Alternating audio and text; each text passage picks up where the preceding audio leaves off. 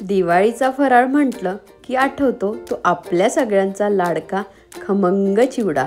घरभर सुगंध दरवळतो आणि सगळेजण या कुरकुरीत चवीवर फिदा होतात।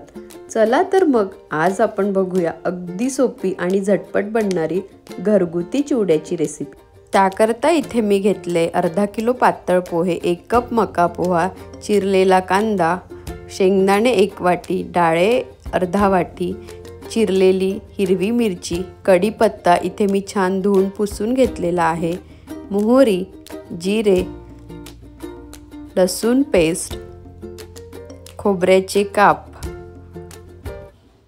आणि इथे मी काही बेसिक स्पाइसेस घेतलेले आहे, लाल तिखट, हळद पावडर, धणे पावडर आणि थोडासा गरम मसाला।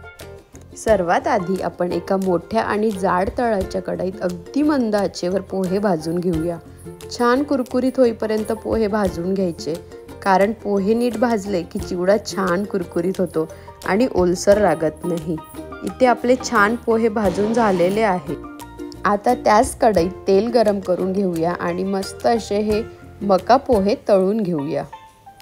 खूप छान लागतात हे मका पोहे चिवड्यामध्ये खायला।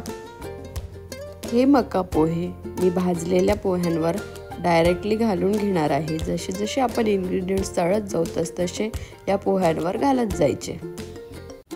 आता इथे आपण शेंगदाणे छान सोनेरी रंगावर तळून घेऊया।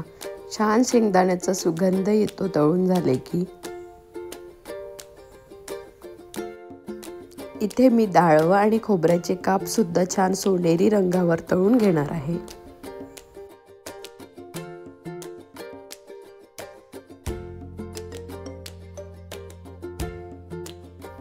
हे सर्व तळलेले इन्ग्रेडियंट्स आपण डायरेक्टली भाजलेल्या पोह्यांवर घालत जायचं, त्यामुळे याचं तेल सर्व पोह्यांवर जातं आणि नंतर आपल्याला तेल फार कमी लागतं। आता मी इथे कढीपत्ता पण छान असा तळून घेते आहे। छान कुरकुरीत होईपर्यंत तळून घ्यायचं।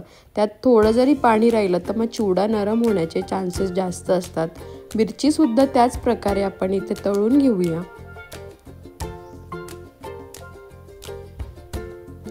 आता मी इथे छान कांद्याचे लांब लांब स्लाइसेस कापून घेतलेले आहे। हे पण छान सोनेरी रंगावर भाजून घ्यायचे। कांदा जरा जरी नरम राहिला तर चिवडा नरम होण्याचे चान्सेस खूप असतात। छान असा सोनेरी रंगावर मी कांदा भाजून घेतलेला आहे। आता आपण इथे तडका मारून घेऊया। त्याकरता इथे मी मोहरी, जिरे, हिंग, लसूण पेस्ट सर्व घालून एकत्रित करून घेते।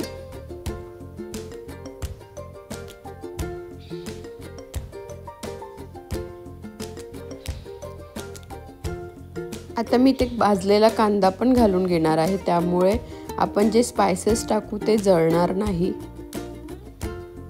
इथे मी काही बेसिक स्पाइसेस टाकून घेतलेले आहे आणि मस्त असा हा मिक्स करून घेऊया। आता इथे चवीपुरतं मीठ घालून हा तयार झालेला मसाला आपण डायरेक्टली भाजक्या पोह्यांवर घालून घेऊया आणि हळूहळू मस्त हे एकत्रित मिक्स करून घेऊया। अगदी हलक्या हाताने फिरवायचं, त्यामुळे पोहे सुद्धा तुटणार नाही आणि चिवडा पण छान असा मिक्स होईल। इथे मी छान असा हाताने चिवडा मिक्स करून घेतलेला आहे। सुंदर कलर आलेला आहे चिवड्याला, तुम्ही बघू शकता। आता मी इथे थोडीशी साखर घालून घेणार आहे आणि परत एकदा मस्त एकजीव करून घेऊया। तुम्हाला जर चिवड्यामध्ये मुरमुरे आवडत असतील तर तुम्ही आवर्जून घालू शकता, नाहीतर तुम्ही असाही सर्व करू शकता।